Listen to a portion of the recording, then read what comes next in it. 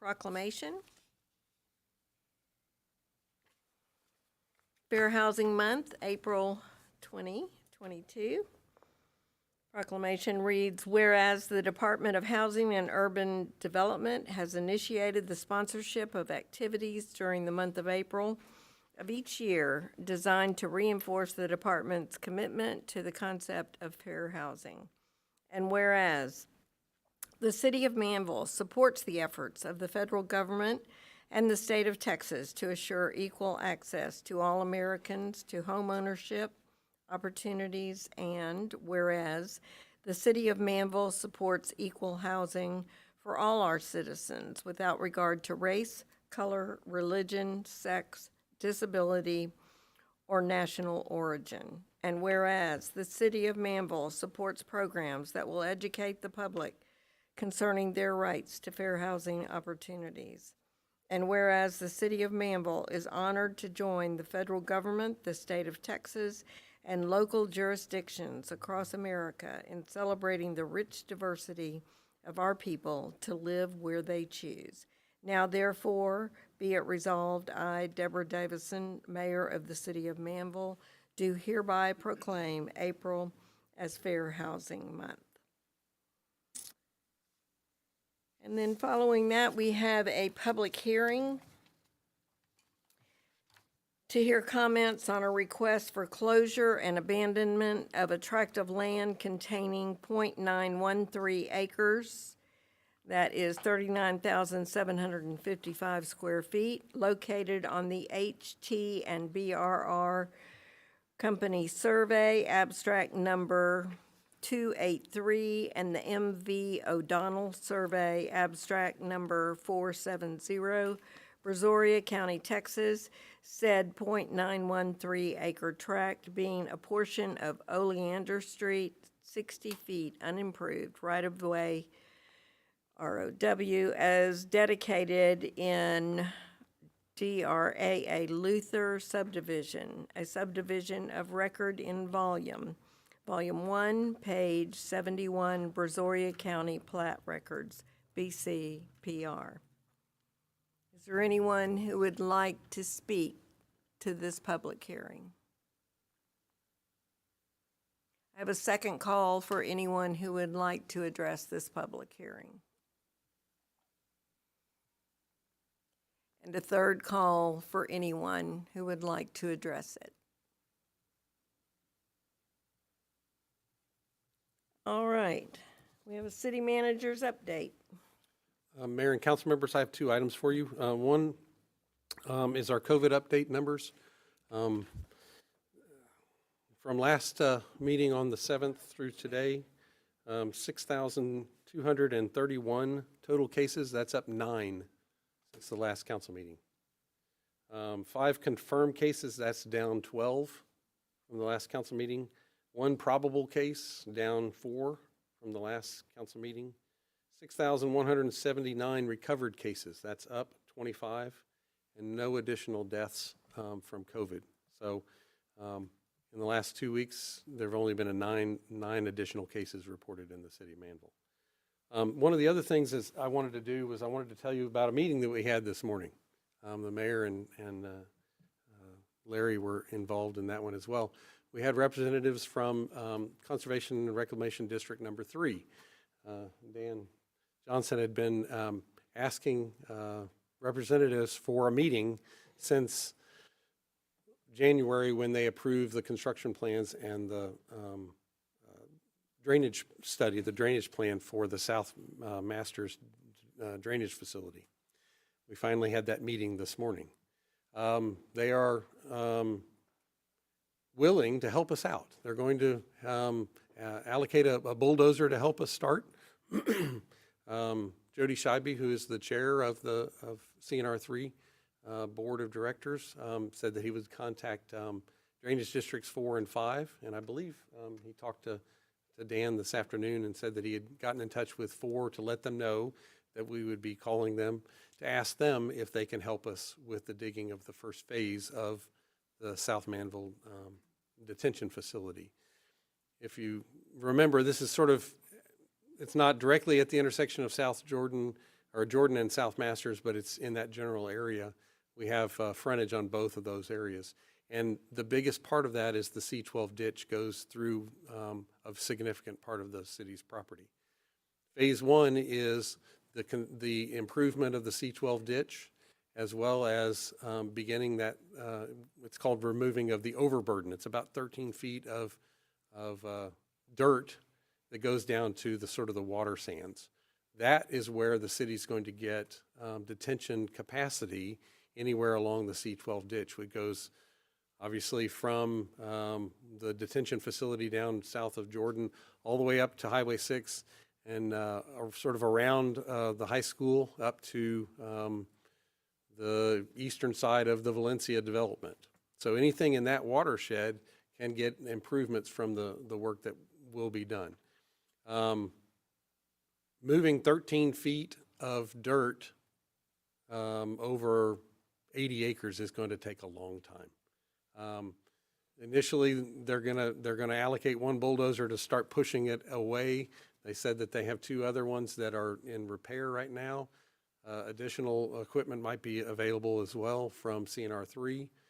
And then the other part of that is that I would hope that DD4 and DD5 would also have equipment that they could help bring over and help us with this. Between the drainage districts and the city, if we don't have to contract it out and actually hire a construction company to dig this, you're talking saving millions of dollars by using governmental resources to help improve the drainage along the C12 watershed. And ultimately, if you would remember during Harvey, there was 2 to 3 feet of water on an evacuation route out of Galveston that was impassable for part of that storm. If we can make the improvements along the C12 watershed, our plan is that is going to be resolved because there's going to be a detention facility that water is going to go into. So I just wanted to let you know we had the first meeting. We're going to have other ones. We don't have a time frame on when exactly we're going to start, but we're going to talk to the other drainage districts and try to coordinate when we can get other equipment in. And as soon as we get that, we will let you know.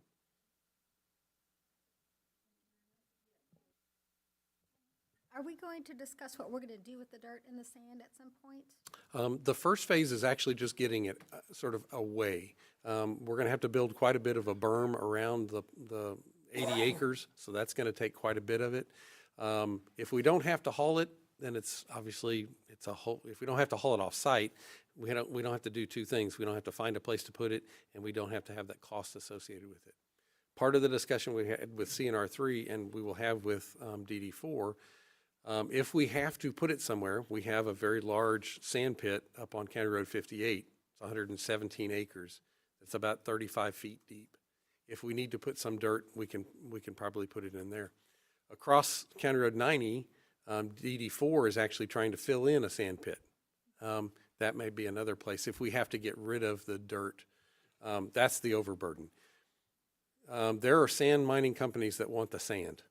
And there's anywhere from about 13 or say 15 feet below natural grade and about 43 or 45 feet of sand that could be dug out. If we get to that point, that's phase 2. That's probably several years down the road, but that is a way that we can actually contract with a sand mining company and probably generate a significant amount of money for the city in a partnership with that company. So the first phase is not dealing with the sand, and truthfully, we don't really even want to hit the water level, because if you hit the water level, then you have to start pumping it out. So the idea is to go down far enough that we get the detention capacity, but don't hit the water. Only when we start the idea of mining the sand is we're going to have to obviously go through that level. There's going to have to be a pumping system for any sand mining operation, but that's several years down the road. Thank you.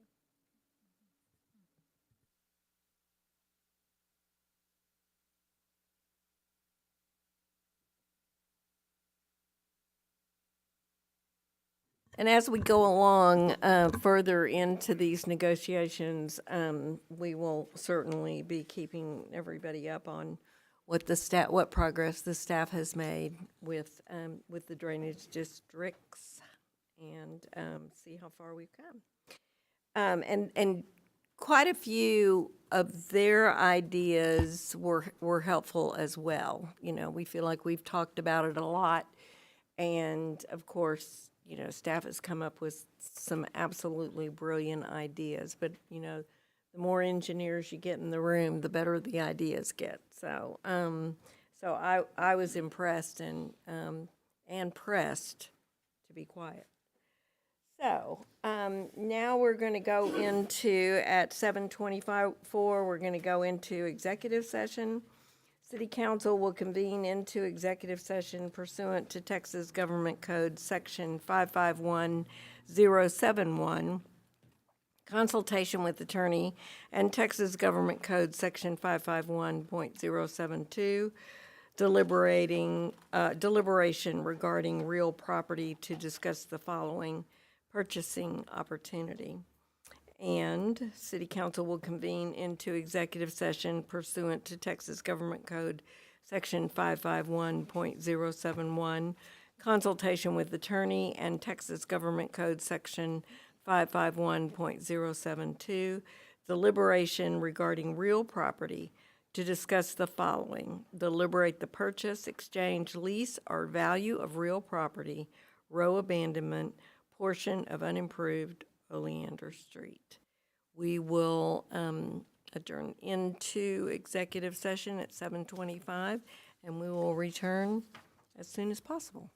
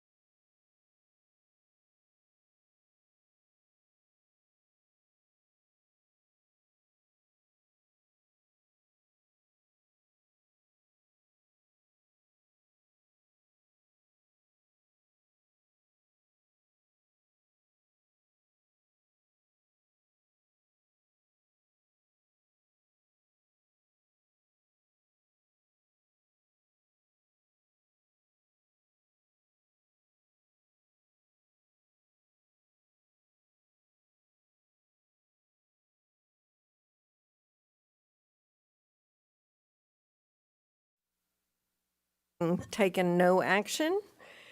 And we will go directly into our regular agenda. Consideration and possible action to approve the FY 21 audit. I think we'll have Chris and our auditor address this for you. Okay, great. Thank you. Welcome.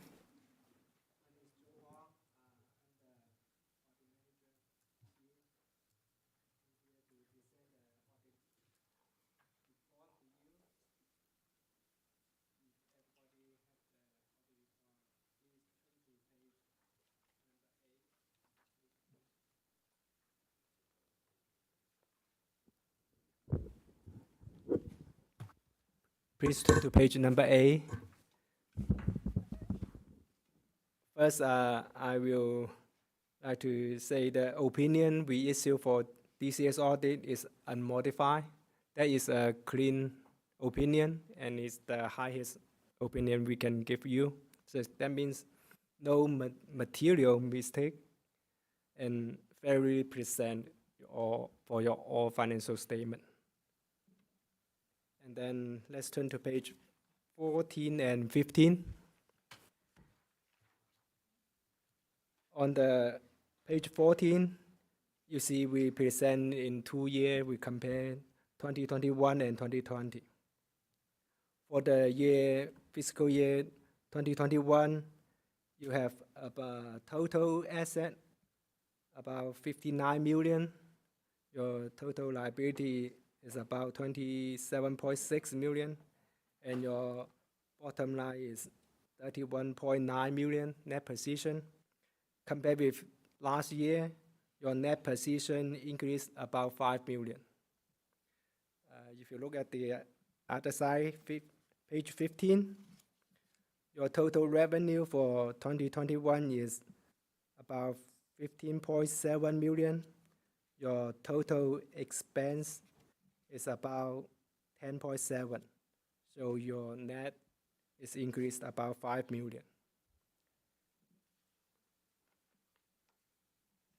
And then let's turn to page 69. Let's look at the general funds. 69. That is the general fund, the budget and the actual comparison. Your budget for the revenue is about 11 million, so you're almost the same, your revenue, as your budget. But for the expenditure, your budget for 9.8 million, your actual expenditure only 8.4 million, so you'll save on the expenditure. Your net change for the fund balance is 984,000, so your fund balance is about 7.9 million. Your about 1 million increase your fund balance. So far, do you have any question? Any council member? Anyone? Do you have any question? No, I think we're good. Okay. Yeah. Next, I will say we have the management letter. If you, there's one thing, the management letter we will let all the city knows this year. If you have the management letter. Because next year there will be a new pronouncement for the lease. Before, for the operating lease, we'll say so as it you receive or pay. But next year they will require all the city they present as the asset liability. So there will be some accounting principle change. I already discussed with Chris how to accommodate those change on the lease. Yeah, that's one thing on the management letter to your attention. Just And that didn't go into effect until next year. next fiscal year will be effect. Yeah. Yes. All right. Any Stop. Yeah, any questions? question? Dan? No questions. Just thank you for being here, and just wanted to publicly just recognize Chris and the team. Thank you for your work this past year and all the work that everybody did on the audit. So congrats. Thank you, Mayor. Thank you. Anybody else? Make a motion to approve the audit. All right, I'll second that. All those in favor? And there Thank you very much. Thank you very much. We appreciate it. All right.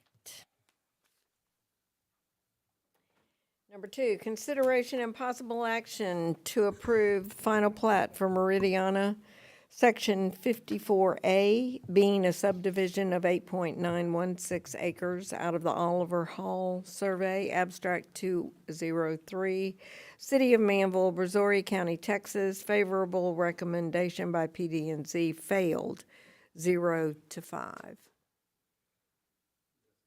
Jessica? Hello, good evening.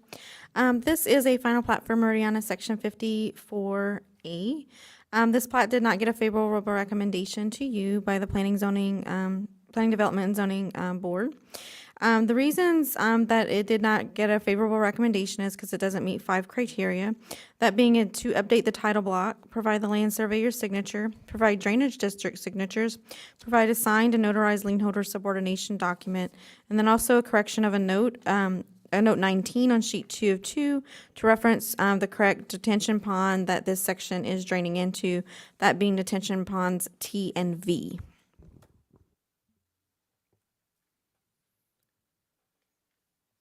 All right, do I have a motion? Oh, yes, sir, sorry. I was gonna Discussion, make a motion? Make the motion. That was, Okay. I'm going to make a motion to approve the final plat for Meridiana, Section 54A. I'll second it. All those in favor? All those opposed? And the motion fails. Consideration and possible action to direct staff to provide applicants written statements of the conditions for any conditional approvals and the reasons for disapproval of any plans or plats that are not approved per Texas Local Government Code 212.0091. Jessica? So as you may recall, this is going to be a standard item on here when you have plats. This essentially just ties everything up. Staff's been doing that written communication on your behalf before. Since then, you've had it as a few action items on here. And that action item just says, staff, we direct you the action that we gave on such and such plats to provide that to the applicant. Mayor, I'll make a motion to direct staff accordingly. All right, all those in favor? All those opposed? Motion carries 7-0, excuse me. All right. Consideration and possible action to approve Resolution 2022-R-02, a resolution by the City of Manville, Texas, suspending the May 2nd, 2022 effective date of the proposal by CenterPoint Energy Resources Corp., DBA CenterPoint Energy Intex, and CenterPoint Energy Texas Gas, Texas Coast Division to implement interim GRIP rate adjustments for gas utility investment in 2021 and requiring delivery of this resolution to the company and legal counsel. Mayor and council members, you are an authority that has the ability to regulate Texas gas companies in city limits. You have the ability to suspend a rate increase for 45 days and send it to the Texas Railroad Commission. CenterPoint, it's called Intex, is asking for an increase of $1.32 for residential customers, $2.12 for general service customers considered small volume, and $70.32 for large volumes. You can suspend that rate increase for 49 days and send it to the Texas Railroad Commission for our, along with a bunch of other cities that are doing the same thing, to make sure that the filing and increases are appropriate. So they'll go back and they'll do some studies of what the company is actually asking for. So we would suggest that you suspend it for the increase for 45 days and and approve the resolution. All right, any discussion? I'll make a motion to approve. I'll second that motion. All right, all those in favor? All those opposed? Motion carries 7-0. Thank you. Consideration and possible action regarding payment to Keep Pearland Beautiful, and I put this on the agenda. We have had this sort of in holding for a little bit of time, simply because it just wasn't all shored up. And then when I got in touch with Adrian Hernandez, unfortunately, he's out of town, and everybody on his board is tied up. So what we're asking is to increase our payment from $10,000 a year to $25,000 a year.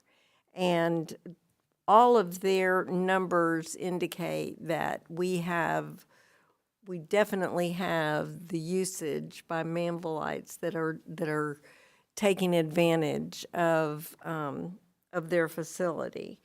Now, it was a question that came forward whether Pearland people pay anything less than Manville people. There will be no charge to Manville people to use the facility. And so that oven by itself is, I think, the only question that I had or that came forward to me. So I don't know if anybody else has anything else. Dan? Thank you, Mayor. Just one question from a financial aspect. This payment is for fiscal year 2021 to 2022. The letter was sent August 4th. It looks like we sent a payment for $10,000 on August 25th, but that would have been in the last fiscal year. So can you just kind of explain, are we giving direction and action tonight to pay a full $25,000, a $15,000? What does that look like? I got the impression it was an additional $15,000 for the rest of this year. Rest of this fiscal year specifically. Okay, perfect. That's all I had, Mayor. Thank you. Right, and that relates to the time lag, and some of that was just happenstance. Thank you. Okay, all right. I'd like to make a motion to approve $25,000 per year to keep Pearland beautiful. I'll second that motion. All those in favor? All those opposed? Motion carries 7-0. Thank you. I appreciate it. And so does Keep Pearland Beautiful. All right. Number 6, consideration and possible action to approve the first of 2 readings of Ordinance 2022-0-09, an ordinance of the City of Manville, Texas, finding and determining that public convenience and necessity no longer require the continued existence of a 60-foot city right-of-way consisting of approximately .913 acres of land, being the unimproved portion of Oleander Street located between Lewis Lane, improved, and Canaan Road, unimproved, in the city of Manville, Brazoria County, Texas, vacating, abandoning, and closing said public right-of-way, authorizing the mayor to execute and the city secretary to attest, respectively, quitclaim deeds conveying respective interests in said abandoned right-of-way to the abutting property owners and providing for the severability and containing other provisions relating to the subject.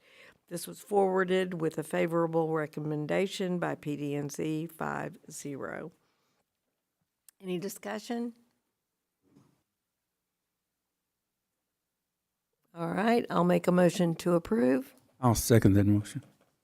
All those in favor? All those opposed? And the motion carries 7-0. Thank you very much.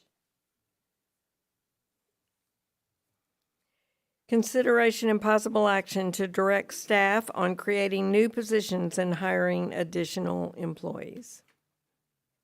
Mayor and council members, you had asked at the last council meeting for the staff to come up with suggestions, thinking sort of outside the box, for additional sort of positions mid-year. And one of the things that the staff had come up with were the possibility of 5 positions, and I'll read them out to you. One is an IT tech for the police department. One is a community relations officer in the police department. One is a capital projects inspector. One is an HR specialist. And the 5th one is an administrative assistant that would be primarily for legal, but also for sort of the administration part of in City Hall. The IT tech, obviously for PD. PD is sort of using up a large percentage of the IT time simply because of all of the equipment that they have, as well as all of the CJIS security requirements that the police department has. The community relations officer was something that the chief had been talking about for a while, and I'd like him to kind of talk about that for just a brief period. The community relations is a position and a person that he thinks he has. What this would be is to backfill a patrol officer, so I've stolen his thunder. You could have kept going. You was doing good. After the last meeting, we talked about, Councilman Albert brought up the recruiting officer. Looking at the chart that I went back, that I presented back in June, there were several positions that I was looking to fill. One of them being a victim liaison, public relations, public information officer. Some of these things would fall in line with what we could use community relations officer for. That would be a multifunction position that we could use for our, I just lost my words. Looking for police, what's that word? Recruiting. We could use them for our recruiting efforts. We could use them for our victims liaison, sexual assault liaison, our PIO, a lot of programs that we could start initiating with the public, public engagement that we can use, like Home Safe, Home Alone, such as that. It would be a multi-purpose position that I believe we could fulfill all the needs of the police department, and one of them being the recruiting aspect of it, that when a full-time, I don't know if we need a full-time recruiter right now, but I do believe we need somebody that can reach out and start doing some of that legwork that we have some of those officers doing right now. So putting all that in perspective, we look at the victim liaison, the sexual assault liaison. Those are some positions that we have to have as we move forward, as I'm trying to get our department, a recognized department through the Texas Police Chiefs Association. Those are 2 things we have to have. And going back and looking at the chart I presented in 2022, that was when I was going to try to bring on the public relations and public, or I'm sorry, 2024. The public relations VIO and the victim liaison was going to be in 2026. Basically, we would just speed that up and bring those in, utilize them as our public, our recruiting and community engagement officer. And we just so happen to have, in my opinion, if this person wants to take that task on, a officer that would do a great job at this. It's actually an area that they are wanting to get into, and we would just have to backfill that position with a patrol officer's position. One of the other ones that Dan and I guess it's Community Services had been looking for is this capital projects inspector.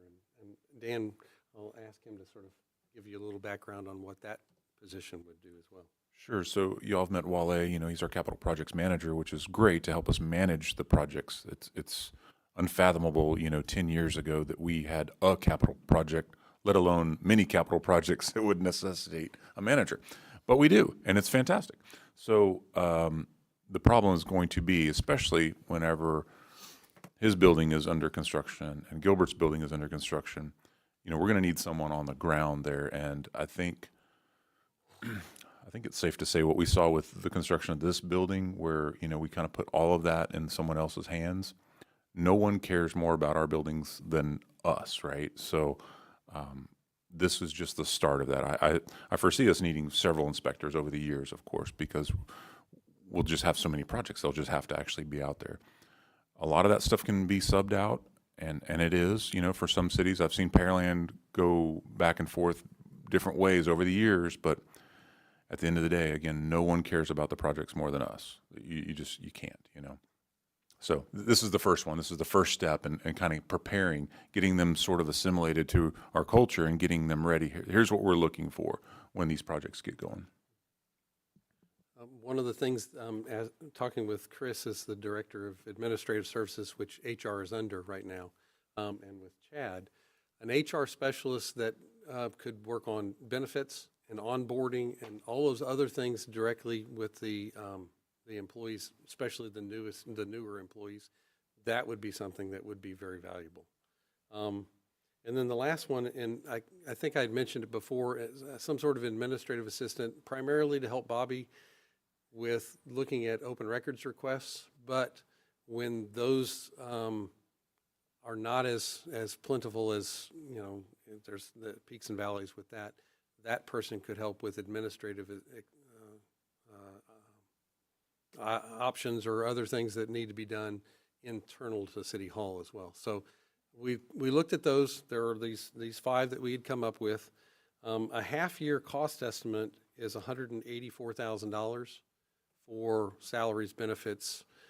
There probably would be some other things if we're talking about equipment, computers, maybe desks, things like that, that would have to go into it.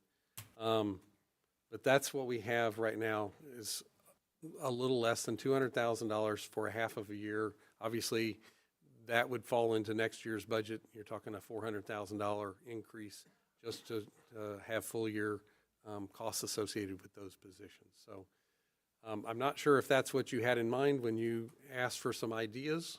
This is what we come back with, and we'd be happy to hear any conversation or discussions.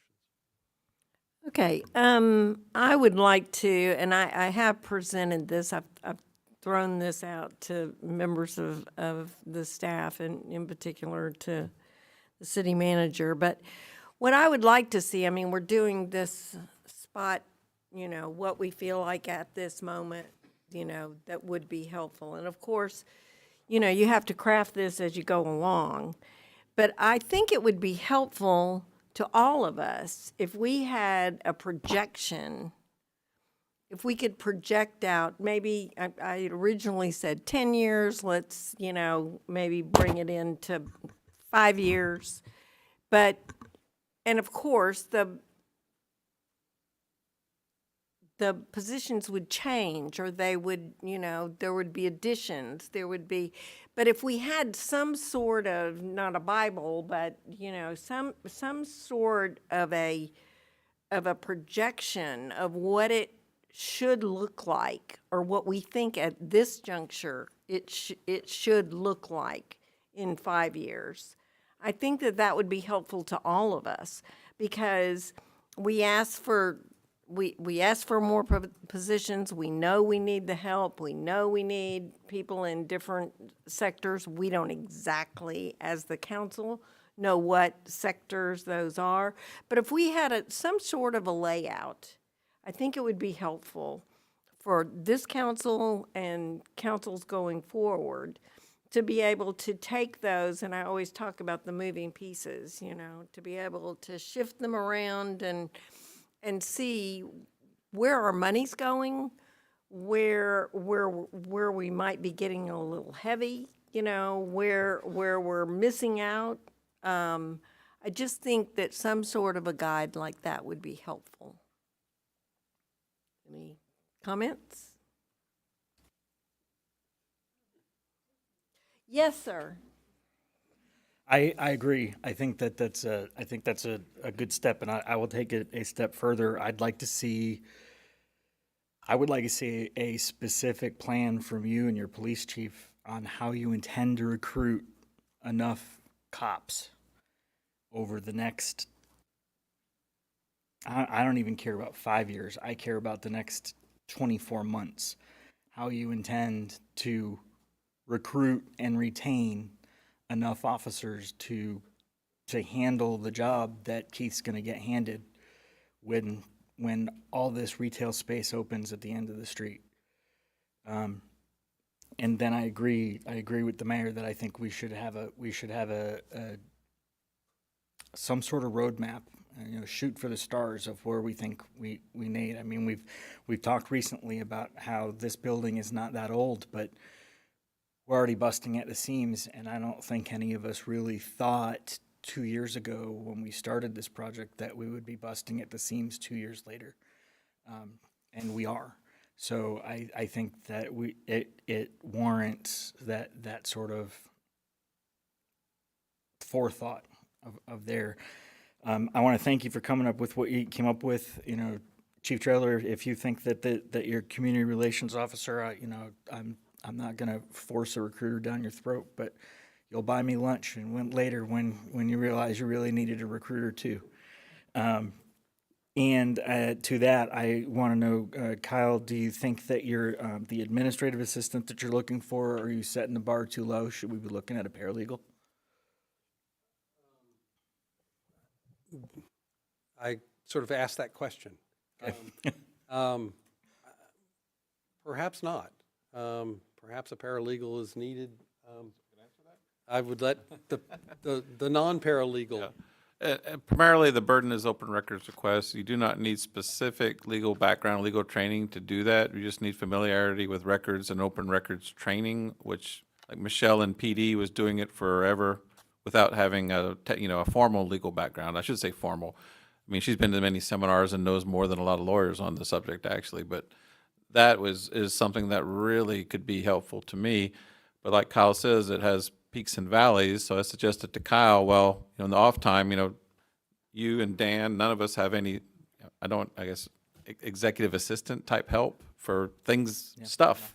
It's hard to really just write down the whole list of things, but Dan's got different things could use the person for, Kyle and myself. So it would be kind of a position, I think, that would have some flexibility in it that could help all three of us in a way, but primarily would be for the open records. So I don't think it needs to be a formal paralegal with formal training, but it does need to be somebody that can be, get up to speed pretty quickly on public information.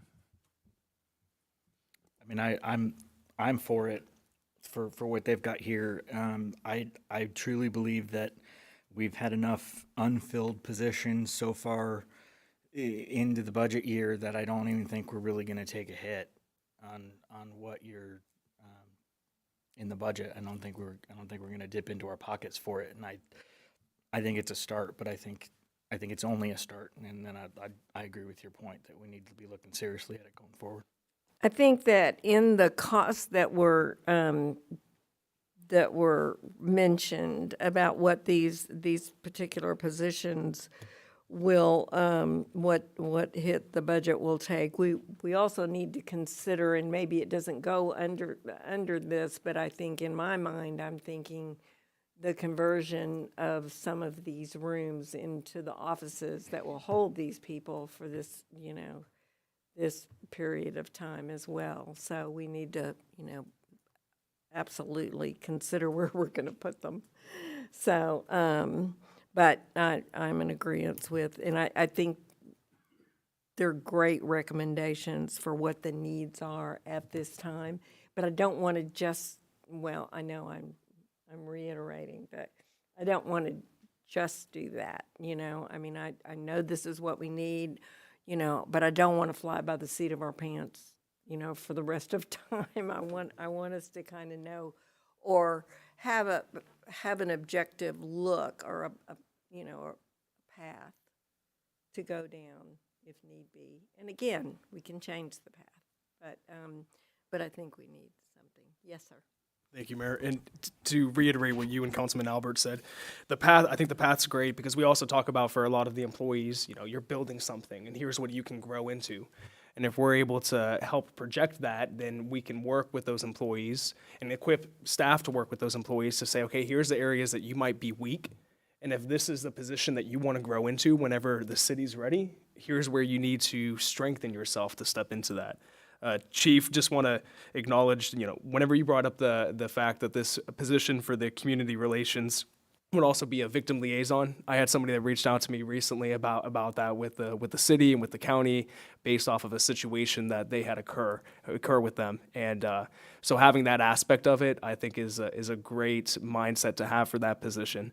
And then a question I have for Dan and maybe for Jessica as well with this capital projects inspector. Do you think that this is the foundation or the initiation possibly of bringing in our inspection services in-house rather than outsourcing that? Or this is something that's specifically for, because I'm assuming capital projects is a different type of inspection than residential or commercial. Sure is, yeah. I wouldn't expect this person to have, the credentials for, ICC stuff, building codes, plumbing codes, electrical codes, not necessarily someone like that, someone that understands construction and how to stay on track and how to make sure that what's getting constructed is according to plans, or when things change, what do we do about it? Do we go back to the engineer and those kind of things? So I wasn't anticipating that at all. That's a much bigger discussion. And When I built my house, I went every day, sometimes twice a day while they were building it to make sure that they were doing what they were supposed to. And the one day that we weren't there, they didn't do the brick right, and we ended up having to put shutters up. So if that's the kind of position this is you're envisioning this to be? Yes, sir. Now, do you think in the near future, possibly going into the next budget year, we need to have that bigger conversation that you alluded to? As far as just inspections in-house? First off, we don't have any space to put them. We can get them. With this position that we're proposing for half a year, we've got every office filled and every cubicle filled next door. We can't put up any more walls. We already put them up. The other thing too, we anticipated this a few years ago. If y'all remember, we actually put this in the budget, and then we had some unexpected retirement that we didn't factor in and didn't have the money, at the time to kind of move forward with it. At that time, I spoke a great deal with people in our neighboring cities, building officials and such, just sort of getting information about it. It's my understanding pretty much every large city or other city that kind of works around us keeps this type of service on call, because there's always some point in period of time where they're down one person and then they can't keep up with the work and the demand that they have. Secondly, these types of positions, they're, again, highly qualified, certain certifications that are not easy to get. I mean, my goodness, our sanitary inspector has been trying to retire with us for the last year. It's just very difficult for another person to get that certification that we can work with. So I worry that these types of inspectors, they follow the money. So if we're paying great, we got them here. If another city starts paying more, they're gonna migrate away. And I worry that we're exploding at the seams and we wouldn't have the staff to keep up with it. I'm always open-minded. We've had internal conversations about possibly getting a building official here in-house and then sort of managing what's going on there. The great thing about the inspectors being with the third-party contractor, I don't worry about somebody calls in sick that day. That's somebody else's worry, because the inspections will just keep coming, and they are a lot. You see the reports. I mean, we have well over 1,000 inspections every month that we have, with the majority of those being on the building side. So, Well, appreciate that. Do you guys need a motion from us in regards to this? If that's the direction, we already anticipate doing a mid-year budget amendment in next month, in April. There are several things that will go on to it. If you want us to move ahead with these positions at roughly $200,000, we'll include that in the budget amendment in next month's mid-year budget amendment. All right. I'm good with that, Mayor. Thank you. Okay. All right. Thank you very much. All right, number 8, consideration and possible action to direct staff on the following items as requested by Councilmember Albert. A discussion and possible action on multiple reports of staff failures to engage city customers, including but not limited to updates on Michael Johnson's repeated complaints of lack of enforcement actions. Agenda item tabled at the 3/7/22 City Council meeting. Thanks. So Kyle, Jessica, we've heard specifically from Mr. Johnson, but we've heard from other constituents that have come up, and you both have repeatedly been accused of not communicating with people or, and such. And because it's been an open, in public comments, we haven't been able to ask you about it, and you haven't been able to give your side. So I kind of would like to hear your side of the story of, you know, are you really not calling people, or are you, you know, give me your side of the story. You want to start or you want me? I guess everybody's looking at me. My initial contact within this situation in particular was in June of last year with phone calls and emails and such. Granted, all that was handed over the public record, open records request we did recently. I know personally I was always responsive to any way I could help with that. When we had meetings, I scheduled meetings, I coordinated everyone with those meetings, and they would follow up with it. We got to a point, I think it was probably towards the end of or October timeframe, that the owner of Cameron's Recycling was actively working on trying to mitigate things on site.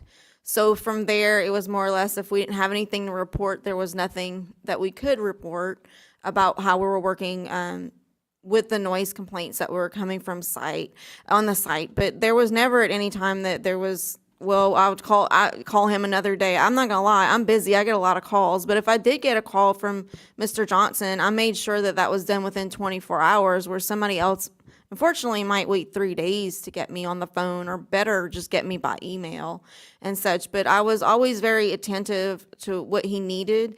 My first initial conversation with him was probably 45 minutes on the phone, and he had expressed, just like he has through public hearing, the public hearing process, where he, talked about his worries with, concerns with smoke coming from the site. And I immediately got on the phone with County Fire Marshal, because I'm thinking, oh my gosh, something's burning there. I have a concern for that. And then finding out through the process that, that was done through TCEQ, because I'm a novice in a little bit in this world here. It's not my planning hat that I was wearing. And I actually made a complaint on behalf of the property owner to TCEQ. They followed up with it. Mr. Johnson had stated many times he had open records from TCEQ about the complaints that were made. I said, please hand it over. I'd love to look at it. I waited probably about a month, and then I did the open records request myself, because I wanted to see what was going on behind that veil of TCEQ myself, even though it wasn't really anything from a city standpoint of what we could do as far as air quality. So I think that I know I have been responsive into what he's needed. Unfortunately, code is not my, code enforcement's not my forte. And we had a bit of a lull there with some code enforcement where our employee at the time had COVID and was sick for about 3 months. So it was a lot of reaction of if we were getting a complaint and trying to do that, but not actually patrolling and kind of seeing what was going on. When that employee came back after COVID, I had spoken with Mr. Johnson, and we were in agreement that code enforcement officer was going to go out to his site every day and do recordings. I didn't know what time, and sort of made that arrangement. And then he was also instructed to go to Cameron's a few times a week at whatever time he wanted to do it, to take readings, so we could get a handle on what was going on with that. And then sometime after that period of time, after I guess October, things all got shifted over to code enforcement and the police department. And I've kind of backed my way out of it. I know what's going on, but not in direct communication in any way with the matter. One of the things that had happened, I think it was in February, there was a visit that the police department had made to Mr. Johnson's house to go over the situation with Cameron's. And I think the following Monday, we had a council meeting, and more of the discussion was had. And then the police officer went back on Tuesday, and I think the chief can talk about the incident or the situation that happened at that time. After I took over the code enforcement in November, I lost track of time there, we continued having our code enforcement officer going out and making regular readings of the noise. I personally went out on several occasions and sat and took readings of the noise. we furthered our conversation with Mr. Johnson. We sent one of the sergeants out with the code enforcement to do readings and have a discussion with Mr. Johnson based off of his complaints. And like Kyle was saying, we asked him at that point in time, do you want to file a complaint? Because we were not finding the same readings he was telling everybody. He was coming and saying they're 85 and 90s are rattling the house. We were not finding those same readings. So an individual can file a complaint through the municipal court through the police department. So we offered him that. We said, do you want to file the complaint based off of the readings and what you're finding for a nuisance or loud noise? And him and his wife both said yes, adamantly, yes, we want to file the complaint. We came back into the court to get everything prepared on what we needed to do, how they wanted to handle it. The officer was off the following days. We went back out on the Tuesday after the meeting, asked again if he wanted to file the complaint, and he told us no at that point in time. Then I had several meetings with Jason Black throughout this time period to find out what he was doing, how he was trying to remedy this problem. And it was basically the same thing that Jessica had in their meetings back this past summer. They were working on growing a line of bamboo for like a noise wall. That's something they agreed on. They talked about he had some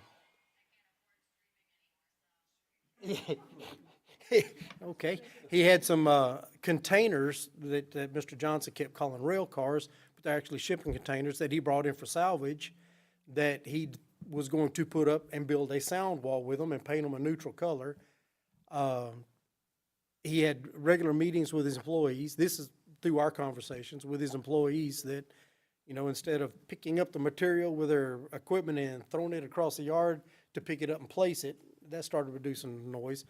And that's where we got the email that, I don't know what y'all did, but it's working. And then a couple of days later, we get another blast that it's going back on again. So, there was a lot of conversations with him at that point in time. But everything we found was that Cameron's was trying to mitigate the noise the best they can and take the necessary steps to try to prevent it. Even going out and speaking with the neighbors. Matter of fact, I got called out by one of the neighbors because I was sitting in an area and they didn't know who I was. So she come walking out hollering at me, hey, what are you doing? So I had to go have a little conversation with her, talk to her. I said, everything's cool, and I explained to him what we were doing, that I was out taking sound readings, and that we were trying to figure out what was going on. She goes, oh, I don't know. Yeah, it gets loud every now and then, but I just call him if I see something and he takes care of it. So he does try to take care of the people around him. And we had those conversations. Matter of fact, after one of those emails came in, I called him and said, Jason, what are y'all doing now? I got another complaint. What is going on? What are y'all doing? Got a complaint on the noise that y'all's machine that y'all use that's making the noise. He goes, I don't know what they're complaining about. That machine's been broke all week. So, there's a lot of misinformation that was being distributed out or sent out by individuals. And it is, to make it short and sweet, we have been working with them, but when they get up there with the visitor comments and we don't have a position to defend ourselves, then we're kind of made out to be the bad guys when we have been actually working with them, trying to remedy the problem and remediate it. So, Well, and I could have asked you privately, but you got bashed publicly, and so I wanted to give you an opportunity to publicly answer and I think, Jessica, you kind of hit the nail on the head. It wasn't just Mr. Johnson. I mean, we've heard other people make the same complaints, but I think the item just before, we've talked about getting some more people. We know that you guys are drowning, and I think you kind of just owned that you're drowning, and I appreciate that, so I'll accept that answer. And, there's not much we can do to give you a life raft until we can build some more walls somewhere, but, we're trying. So that's why I asked, so thank you guys for your answers. Thank you very much. appreciate it. Appreciate the opportunity.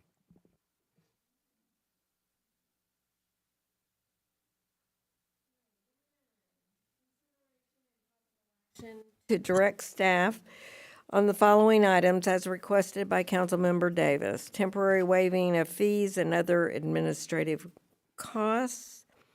And we've already addressed, I think, the amending of the council rules of procedure. So, would you like to address that? Yes, ma'am, thank you. So we're all well aware of what's happening with inflation. Read a statistic that the amount that producers are charging consumers for product has increased 10% this year compared to last year. You know, when we fill up our gas tanks, we feel the impact of what's happening in our nation and the world at large. And this item I wanted to put on here to see if there was a desire from council to just simply continue the conversation going into the next meeting, and over these next 2 weeks, working with staff to see what can we do as a governing body and as a city to, while it might be small, make a little bit of a difference in regards to our ability, what ability we do have from a legal standpoint to temporarily be able to waive or suspend, reduce by a percentage certain fees that we might charge from an administrative standpoint, such as, you know, waiving late fees that might be charged from a water bill if somebody's not able to pay it for a month. You know, what difference can we make with the tools that we have available, because there's so much that we aren't able to control. I don't know what the answer is. I don't know if if we do have the ability to do anything, but one of the recommendations that I've been given in the past is that when I have ideas such as these, to bring them in the public forum, to bring them before council, to see if there's an interest, to get staff's input on them, and then to work together to see what we can do and what can be proposed for consideration at the next meeting. Triggers could be put in place that once inflation drops to a certain point, items are restored to normal. Maybe, you know, it's administrative fees for a permit, such as, you know, one of the items that we're going to be discussing is the permit for the noise ordinance. Well, there's a $10 fee that's associated with that. Well, if you temporarily waive those fees, yeah, $10 doesn't seem like much, but that's 2 gallons of gas right there. So just wanted to bring it forward, get council's opinions and thoughts, staff's as well, and just to see what we could work on as a team moving forward. Thank you, Mayor. All right. Any other discussion? Anybody have any interest? I don't know how much we could do to make an impact, but if the city manager thinks there's something we could realistically do, I don't know. I mean, I like where he's coming from, but I don't know how much we can help. One of the things, and I kind of asked the staff to see if they can come up with an idea of where administrative fees might be. Obviously, the biggest area that the city brings in are permits for new home construction. There isn't really an administrative fee that's sort of built into that. It's based on the home itself.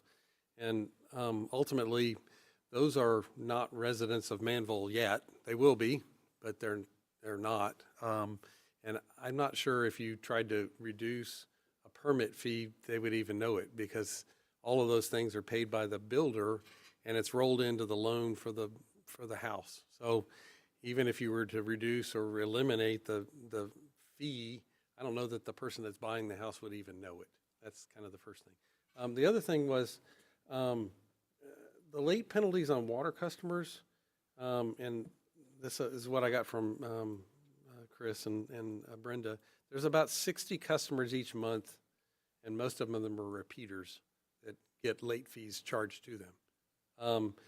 Back when we were under the COVID emergency, a lot of people took advantage of paying late because there was no penalty for it. So I'm not sure if there's a real need to reduce the late fees, because I don't know that there's that many people that are truly in need of it. We would be willing to entertain if somebody needed some help to do that. But I'm not sure, at least from what it looks like, the people that are getting late charges get late charges every month. And I don't think it's because they can't pay their bill. It doesn't seem like that. It could be, but it doesn't seem like that, because it's the same people. They get the notice and then they pay the bill. So it seems like they're just not wanting to pay the bill on time. there might be other permits. You know, if you're going to register your dog, the alarm permits were something that we suspended during COVID. And that would be maybe something that the chief can look into to see how many people, when we get an alarm call, the police go over, and one of the first things is they ask on the way, does that house have a permit? Hold that check I dropped off today, please. Okay. So that's one of the things that I guess it's relatively minor. If you have an alarm and not to pay the alarm permit, the annual alarm permit fee, I don't know if that's really a major, it's a one-time annual payment, not that much to the city. So if you'd like to for us to look into it, we'd be happy to. I'm not sure that there's any of those sort of smaller administrative fees that might make a difference one way or the other. Lorraine? I think in the spirit of trying, I'm more concerned, and I thank you, Kyle, for thinking of these few things that could be helpful. Just the staff resources that it would take to find those few dollars, I think that would be kind of cumbersome to come up with, because I agree at some point, putting those triggers in place and trying to find those few dollars, and then, of course, turning it off and on would be hard too. But with a new PIO, could we just consider maybe just campaigning through the city Facebook and our website to encourage people in any kind of need to come to us and talk to us about things like, you know, if you're struggling with a permit fee because you need it, I think people burn things or need to expand on their homes. Please encourage people that if they're late for any reason, and just campaign through our social media and through our community saying, we know times are hard. If you need help, please come to us. Don't feel like you're alone. We will definitely work with you on that so that we'll have a good face to the public.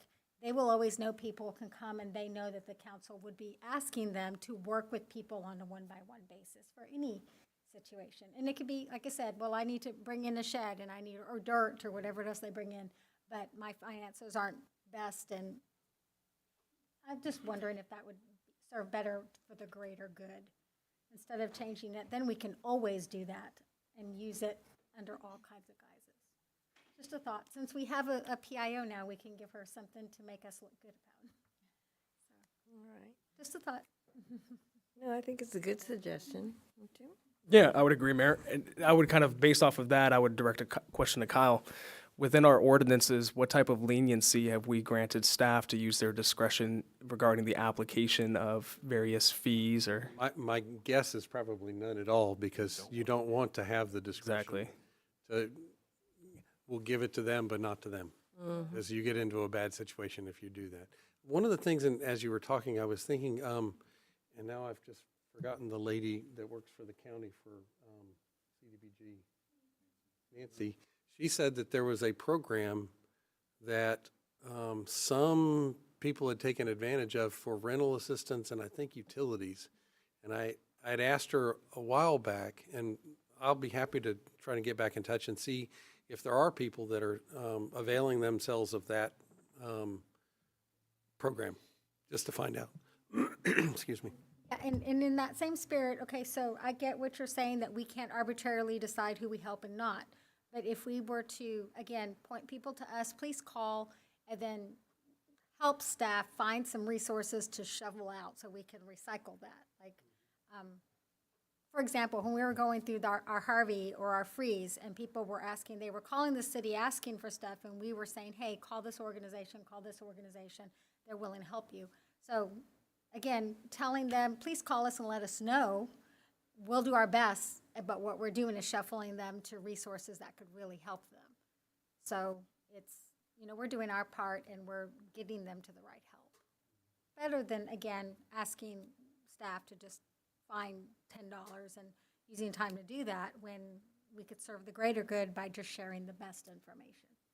Just a thought.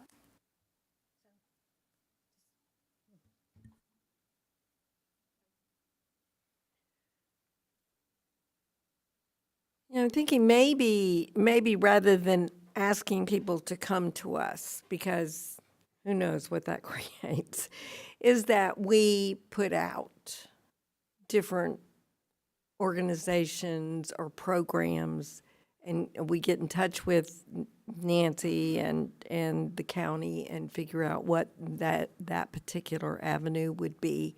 We can just go that way, because otherwise we're inviting more than, I think, we'll bite off more than we can chew, so to speak. Okay. So I think if we just have a public service announcement, so to speak, that, that tells of those particular avenues, I think that might be helpful and show our concern as well.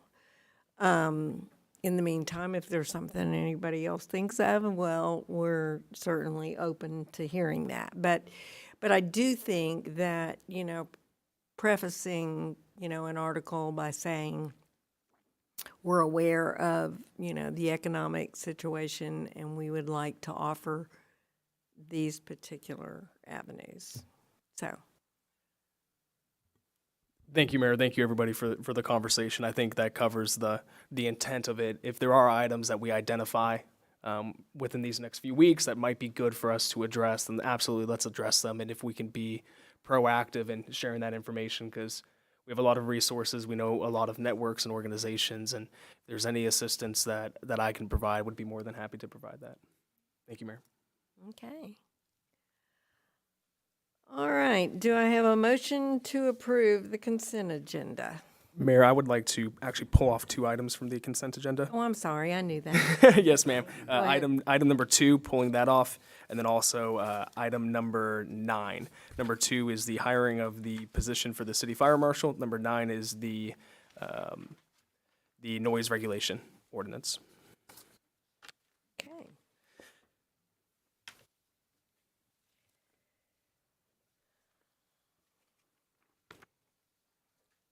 All right. So number 2, concurrence with the city manager's decision to hire Joe A. Murray as the city fire marshal as required by the city charter.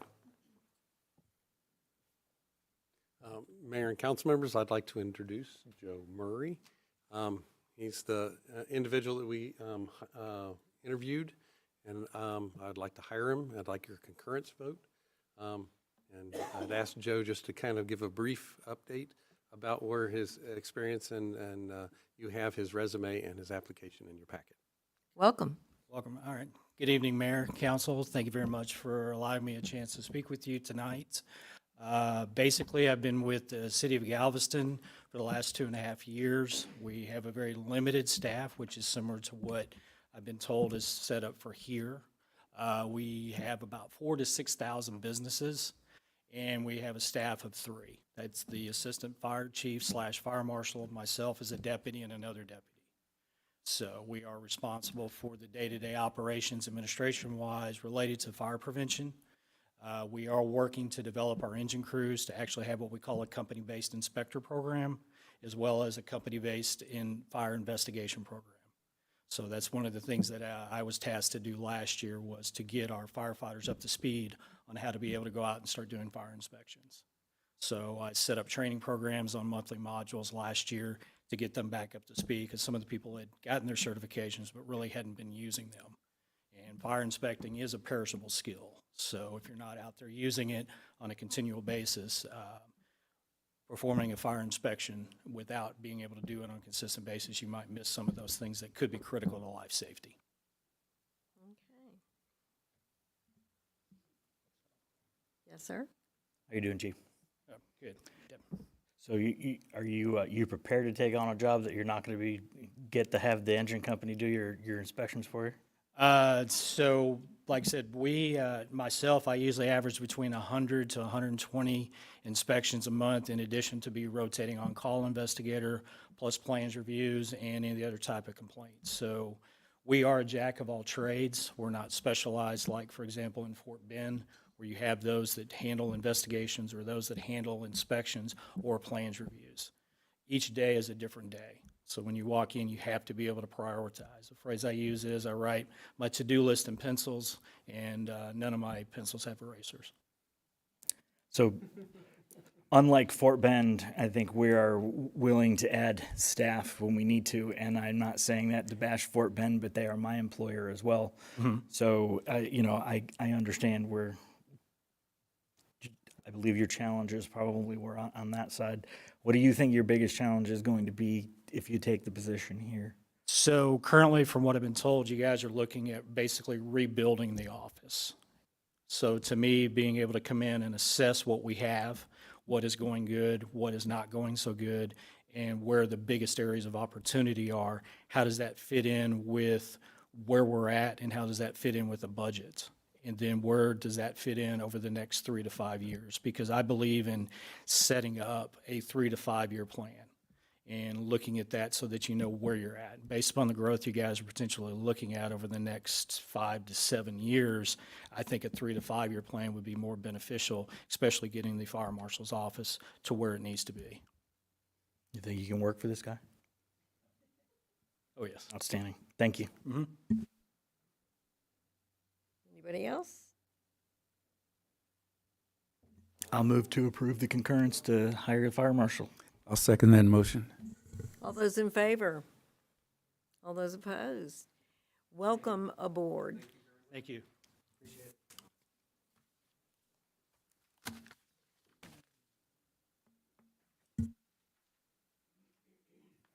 All right, and you have pulled off yet another one. Yes, yes, ma'am. This is the final one. Regardless, we would have to amend it to include staff's recommendations.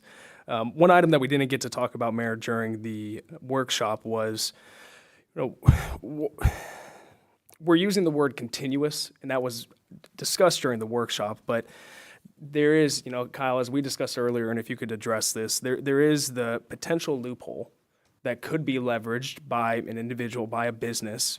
For example, with item number 3, if they exceed 15 decimals over, they could exceed it for 1 minute, they could exceed it for 1 minute and 29 seconds, and then cut it off.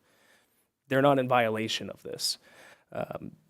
This studies that have been done that I've read from a study standpoint in my research, they typically look at an averaged time over an hour period. Can you kind of talk to why continuous was used compared to average over that time period? Obviously, if you're going to average over a time, the code enforcement officer or the police officer has to sit there for an hour and monitor the level. Because if you're looking at an average, you got to average it over that entire 60 minutes. So instead of an average over a 60-minute period, what we were looking for is a continuous over a much shorter period of time. If it's over 5 but less than 10 for 15 minutes in an hour period, it's a violation. If it's over 10 but less than 15 for 6 minutes, it's a violation. And literally, if it's over 15 for a minute and a half, it's a violation. So instead of having somebody sit there for an hour to try to come up with an average, you're looking at the continuous noise that's disturbing the peace for a relatively short period of time, 15, 6, or a minute and a half, depending on the decibel levels. So instead of tying a police officer or a code enforcement for an hour for every complaint, you're looking for, is there a serious noise problem in that period of time that the person is there that they can see? If there's not, then obviously they can come back at another time if there's an additional complaint that comes up. So instead of an average, we're looking for at most a 15-minute time period, a 6-minute period, or a minute and a half, depending on the intensity of the noise. Anything that we can do to address the loophole, where you stop it a second short? If somebody, just like almost with any ordinance or any law, there's probably a way that you can get around it if you're, if the speeding is 35 miles an hour and the cop isn't around to catch you at 35 but sees you and goes below that, it's kind of the same way here. if there's somebody that's going to be going out there and making noise at 15 decibels over this thing and has a stopwatch to stop it just short of a minute and a half, they will eventually get caught. And there's no real reason why they're not going to do that. I sincerely doubt that somebody's going to time themselves so they specifically are not loud for 15 minutes or loud for 6 minutes or more than a minute and a half. If they're going to do that, the next day they're going to go over it and they're going to get caught and they're going to be in violation of that ordinance. Appreciate that. Within the defense to prosecute, we can add in hours specifically as what was discussed for schools or in general. I guess if you want to. Again, interestingly, we had people from the school district here. I'm not certain how many events they're going to have for high school kids that are, that noisy, over 75 decibels at midnight. I don't know that there are that many that go on right now, so I'm not sure if, I think you can do it, but I'm not sure that it's really needed. If there's a problem, I think what we do is we simply go to the school and have a conversation with them about it versus trying to come up with a way of making sure that we get them. Right. An ordinance can always be amended. Then the last item that I had that was discussed, it's the permitting in the situation as what was discussed. Brooke Honoré wants to do an outside concert, wants it to go after 9 p.m. Can we, poor Brooke, can we build into the permitting that there's, I don't know how we would necessarily word it, but that the permit can approve an extended time period instead of 7 a.m. to 9 p.m.? Are there any thoughts on that? I know that was discussed. We never came to a conclusion about that. Usually that's the reason for the permit. They want to go past the hours of 9 p.m. If you're having a party and you want a loudspeaker or a PA system and you want to do that, that's when you would apply for it. So I think the 9 p.m. or the fireworks, or if there's a parade, a nighttime parade or something like that, I think if there's going to be loudspeakers involved and they get the permit, I think it is kind of designed for that. But if you want to keep it at 9, I mean, Well, I'm not saying keep it at 9. I'm saying I want to make sure that there's a leniency that if there's a specific event that comes along that needs to extend after 9, that 9 p.m. is not that cutoff date.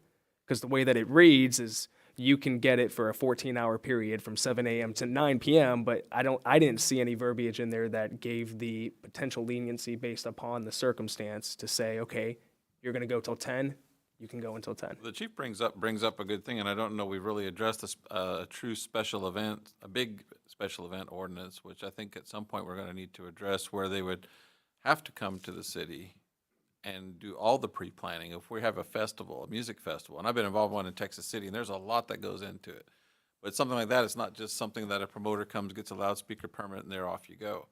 You're going to need traffic control. You're going to need barricades. You're going to need porta potties. And that's something that would be discussed or done in a special event permit, I think, for something that's really big. That I think, Chief, we're probably going to have to, I think by state law, I think for emergency management stuff, we have to. Exactly. I think it's any assembly of over 500 Right. that you have to have a special events permit. And me and Jessica were talking a little bit more about it, and there is a special event permit that we issue, or they issue, we don't issue it, but they issue a special event permit, which allows that to happen. I think there's, the one I know of is a Halloween party. They got a special event permit for it. So there is that permit out there. I think she could probably explain a little bit more than what I can. We probably within the last year went through and created one and kind of have updated it since then. And it captures all kinds of things, right? If someone's going to have a food truck, what sort of vendors you're going to have.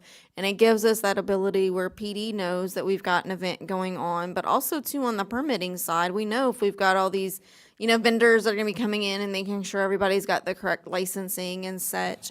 it's been a bit of a learning curve with the public that they need to do this. You know, we've talking about Alvin ISD. Well, when they've got their homecoming parade, sure, everybody knows it's coming, but do we have it anywhere? And secondly, as Kyle mentioned, when you've got an event of that size, I'm sure Alvin ISD is reporting that to the state for emergency management, but that's something that we should be doing also, and that's what we do it through that permit. And then lastly, I mean, if you do have some sort of big music event, yeah, we would want to look at traffic circulation. Are you putting up any temporary signage? Are we now looking at porta potties for, you know, how people are using the restrooms, sort of thing? So I think we can do a lot more with it, but we've got the groundwork in place for instances like this already. Okay. Anybody else? Anything else? All right. Do I have a motion to approve the consent agenda? I think we need to approve this item first, Mayor, item number 9. Okay. The So- recommendation would be as amended. Yeah. I'll make a motion to approve the second and final reading as amended for the noise regulation. I'll second. All those in favor? Motion carries 7-0. All right, now, I'll move to approve the consent agenda. third time's a charm. All right. I'll second that. And all those in favor? Motion carries 7-0. Finally, huh? And do we have any council comments, events? We're getting out before 9:20. Just want Lorraine and Larry to know before 9:20. I can hear Jason's stomach from here. All right, good evening. Thank you. Mayor, I'll make a motion to adjourn. Oh, okay, let's do that. I'll second that motion. All those in favor? Oh, get me out of here. Okay, amen. Amen. All right.